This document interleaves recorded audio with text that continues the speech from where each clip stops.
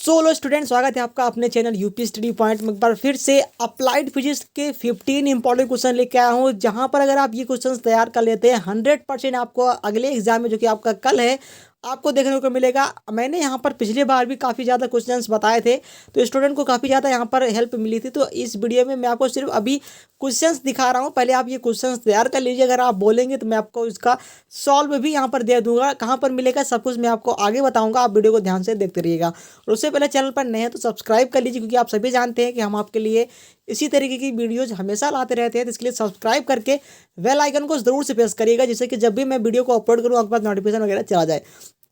चलिए स्टूडेंट, करते हैं आज की वीडियो को स्टार्ट। सबसे पहले आप यहाँ पर देखिएगा, अप्लाइड फिजिक्स का सबसे ज़्यादा इंपॉर्टेंट क्वेश्चन है, जो कि काफ़ी बार आपके एग्जाम में पूछा गया है और ये हमेशा पूछा जाता है, और आपको यहाँ पर ज़रूर से आपके क्वेश्चन पेपर में देखने को मिलेगा। सबसे पहला क्वेश्चन आप देखिएगा, यहाँ पर लिखा हुआ है कि भैया एक भौतिक राशि का नाम लिखिए जिसकी बीमा नहीं होती है।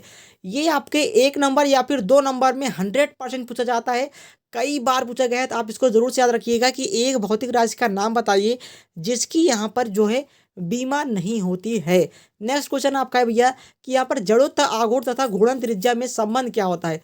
जड़त्व, आघूर्ण तथा घूर्णन त्रिज्या में संबंध क्या होता है। छोटा सा ही इक्वेशन है, तो आपको सिंपली यहाँ पर ये याद रखना है, I = mr² जो होता है आपका इस तरीके से, इसी से एक संबंध निकलता है जो कि आपके जड़त्व, आघूर्ण तथा घूर्णन त्रिज्या में संबंध होता है। ये आपको यहाँ पर याद रखना है, बहुत बार पूछा गया है, तो आपको एक बार जरूर से याद रखना है इसको। नेक्स्ट क्वेश्चन आपका है भैया कि भू-स्थैतिक उपग्रह की ऊंचाई पृथ्वी सतह से लगभग कितनी होती है। ये बहुत इंपॉर्टेंट क्वेश्चन है आपके, ये जो कि आपका यहाँ पर ग्रहों की उपग्रहों की गति वाले जो चैप्टर है आपका, उससे है कि भू-स्थैतिक उपग्रह की ऊंचाई पृथ्वी सतह से कितनी होती है। ये आपको याद रखना है, 2 नंबर में या फिर 1 नंबर में 100% पूछा जाता है। इसके बाद नेक्स्ट क्वेश्चन है कि असंरक्षित बल के एक एक उदाहरण लिखिए। देखिए, आपको यहाँ पर दो चीज़ें होती हैं, बल दो प्रकार के होते हैं, दो या फिर संरक्षित बल या फिर असंरक्षित बल। तो आपको दोनों याद रखने हैं, संरक्षित बल भी याद रखना है। ऐसा नहीं कि मैंने आपको असंरक्षित बल बता दिया तो आप संरक्षित बल पढ़ेंगे नहीं, सिंपली यही पढ़ेंगे, तो ऐसा बिल्कुल नहीं करना है। आपको सारे वो क्वेश्चंस पढ़ने हैं, चाहे वो संरक्षित बल होगा या फिर आपके असंरक्षित बल होगा। लेकिन मोस्ट ऑफ द क्वेश्चन में यहाँ पर असंरक्षित बल ही पूछा गया है, तो इसीलिए मैंने यहाँ पर आपको ये बता दिया है। नेक्स्ट क्वेश्चन आपका भैया आ गया प्रश्न 5, जो कि है रेखीय प्रसार गुणांक के सूत्र को लिखिए, जो कि 1 नंबर में या फिर 2 नंबर में बहुत बार पूछा गया है, तो आपको ये भी यहाँ पर याद रखना है। तो रेखीय प्रसार के साथ साथ आपको यहाँ पर आयतन प्रसार गुणांक, साथ ही साथ यहाँ पर इसके अलावा जो भी होता है वो भी आपको पढ़ लेना है, उसका भी सूत्र पढ़ लेना है। लेकिन ज़्यादातर यहाँ पर रेखीय प्रसार और आपके आयतन प्रसार गुणांक के ही सूत्र को पूछता है। नेक्स्ट क्वेश्चन आपका प्रश्न नंबर 6 है कि द्रव में ऊष्मा संचरण की विधियां कौन कौन सी होती हैं। ये आपको बताना है, उनका नाम लिखना है और उनका पूरा यहाँ पर डिटेल्स, जो कि आपके 5 नंबर में पूछा जाता है, बहुत इंपॉर्टेंट है, तो आपको इसको ज़रूर से यहाँ पर पढ़ लेना है। अगला यहाँ पर आपका है, जो कि यहाँ पर बीमा के एक रूपता सिद्धांत को समझाइए। एक रूपता सिद्धांत बीमा का क्या है, ये आपको बताना है और पूरा डिटेल्स में आपको उसको बताना होता है। नेक्स्ट क्वेश्चन आपका आ जाता है कि रेखीय त्वरण तथा कोणीय त्वरण के बीच में संबंध बताइए। रेखीय त्वरण, कोणीय त्वरण बहुत बार पूछा गया है, तो आपको ये 100% करके जाना है, आपको याद रखना है। अभी मैंने यहाँ पर आपको वीडियो दे दी है, साथ ही साथ नेक्स्ट वीडियो में आपको इसको सॉल्व भी करा दूंगा, कोई दिक्कत नहीं है अगर आप नहीं कर पाते हैं तो। नेक्स्ट क्वेश्चन आपका प्रश्न नंबर 9 है कि ग्रहों की गति के केपलर का नियम, केपलर ने क्या क्या नियम दिए हैं ग्रहों की गति के संबंधी, ये आपको याद रखना है। ये आपके 5 नंबर में पूछा जाता है, बहुत बार पूछा गया है, तो इसको जरूर से एक बार याद रखिएगा। नेक्स्ट क्वेश्चन आपका है कि भैया पृथ्वी पर पलायन वेग की गणना करो। गणना करनी है, सिंपली वैल्यू नहीं लिखनी है, आपको गणना करके दिखाना है कि पृथ्वी पर पलायन वेग की क्या गणना होती है, मतलब कितना आता है, 11.2 ऐसा कुछ यहाँ पर आता है वैल्यू, लेकिन आपको उसको यहाँ पर गणना करके दिखाना है। नेक्स्ट देखिए, मैंने आपको दिखा दिया कि भैया संरक्षित बल भी आपको याद रखना है, संरक्षित बल भी मैंने यहाँ पर लिख दिया है। एक क्वेश्चन जो कि 5 नंबर में हमेशा पूछा जाता है, जो कि है भैया कि कार्य ऊर्जा प्रमेय को उल्लेखित कीजिए। कार्य ऊर्जा प्रमेय क्या है और इसका पूरा उल्लेख करना है, काफ़ी यहाँ पर ये बड़ा होता है, इसको यहाँ पर 5 नंबर में आपको ये देखने को मिलेगा।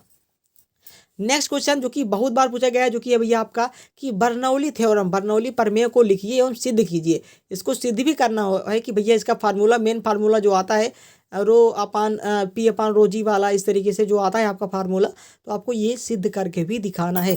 बर्नौली प्रमेय पहले लिखेंगे आप क्या होती है और उसको सिद्ध करना है। नेक्स्ट क्वेश्चन आपके घर्षण से आ जाता है, जो कि ये घर्षण को परिभाषित कीजिए। चलते वाहन आदि में घर्षण के उपयोग को समझाइए। बहुत बार घर्षण से ये क्वेश्चन आया है, तो आपको इसको याद रखना है। उसके बाद यहाँ पर घर्षण में एक दो क्वेश्चंस और हैं, जो कि मैं आपको दे दूंगा। जो आप यहाँ पर टेलीग्राम पर डाउनलोड कर लीजिएगा। टेलीग्राम चैनल नीचे डिस्क्रिप्शन में लिंक दिया गया है, सिंपली आपको क्लिक करना है और जाके वहाँ पर डाउनलोड करके सिंपली यहाँ पर अपना ये क्वेश्चंस तैयार कर लेने हैं। अगर मान लीजिए डिस्क्रिप्शन में दिए गए लिंक यहाँ पर काम नहीं करता है, सिंपली आपको @UP स्टडी पॉइंट बिना किसी स्पेस के सर्च कर लेना है आपको यहाँ पर टेलीग्राम पर, और आपके इसी चैनल का लोगो आपको दिख जाएगा। आप सिंपली यहाँ पर ज्वाइन हो जाइएगा और आराम से आप यहाँ पर कर पाएंगे। और उसके बाद नेक्स्ट क्वेश्चन आपका है कि निम्न पर टिप्पणी दो। तो पहला भैया ब्लैक होल, बहुत बार पूछा गया है ब्लैक होल, ये आप 100% तैयार करके जाइएगा। नेक्स्ट आपका है भैया पृष्ठ तनाव। पृष्ठ तनाव भी आपसे बहुत बार पूछा है, जो कि लास्ट में क्वेश्चंस होते हैं जिसमें आपको 3 क्वेश्चन दिए रहते हैं, 2 करने होते हैं, तो इसी तरीके के टिप्पणी लिखने वाले क्वेश्चंस आते हैं। एक क्वेश्चंस मैं आपको अपने मन से बता देता हूँ, वो भी आप नोट कर लीजिएगा कि भैया गुरुत्व केंद्र से ऊपर जाने पर यहाँ पर ग्रेविटी कितना होता है और नीचे जाने पर ग्रेविटी कितना होता है।